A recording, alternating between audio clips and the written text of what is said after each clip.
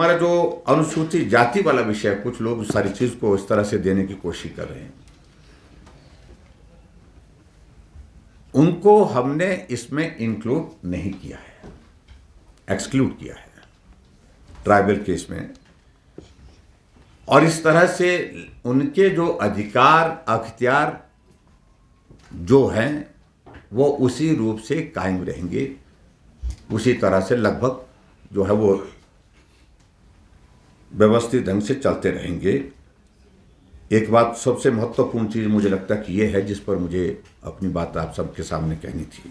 तो मैं अपने केंद्रीय नेतृत्व का जहां आभार व्यक्त करता हूं, वहां पार्टी के राष्ट्रीय अध्यक्ष जगत प्रकाश नड्डा जी के समक्ष भी हमने सारे विषय को रखा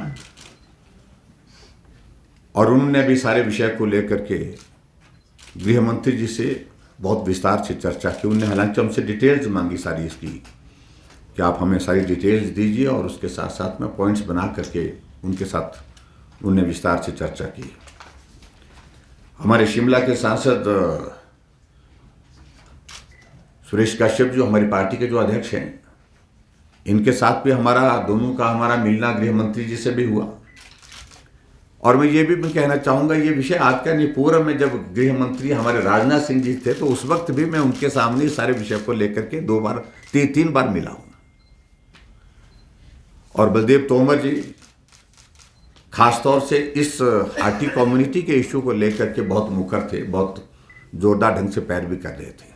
बाकी जो मंच पर बैठे हैं, सुखराम चौधरी जी, रीना कश्यप जी, सब लोगों का एक मत था, ये होना ही चाहिए, सारे नेतृत्व का एक मत था। मैं अनुराग ठाकुर जी का उनका भी आभार व्यक्त करता हूं कि केंद्र में मंत्रिमंडल में है, और केंद्रीय मंत्रिमंडल में जब इस सारे विषय को लेकर के विषय आगे बढ़ा तो उनका भी उसमें सहयोग रहा है। जिस प्रकार से मैंने कहा कि सिरमौर जिले के लिए ये ऐतिहासिक निर्णय है, और मैं कहूँ सिरमौर जिला नहीं, पूरे हिमाचल प्रदेश के लिए एक तरह से एक बहुत ऐतिहासिक निर्णय है, जिसमें 1,60,000 की आबादी इसमें लाभान्वित होती है। और दूसरी बात मैं ये भी कहना चाहूँगा कि अभी तक जो संविधान की जो आर्टिकल 342 को जो हाटी कम्युनिटी को जो है वो कम्युनिटी को अभी तक ट्राइबल घोषित किया गया है। अभी शेड्यूल एरिया की अभी तक जो बात आती है तो उसके लिए आगे हमारे पास ऑप्शंस हैं, आगे हमारे विषय, क्योंकि अब इसके बाद सारी चीज़ों को लेकर के बारीकी से हम अध्ययन भी करेंगे।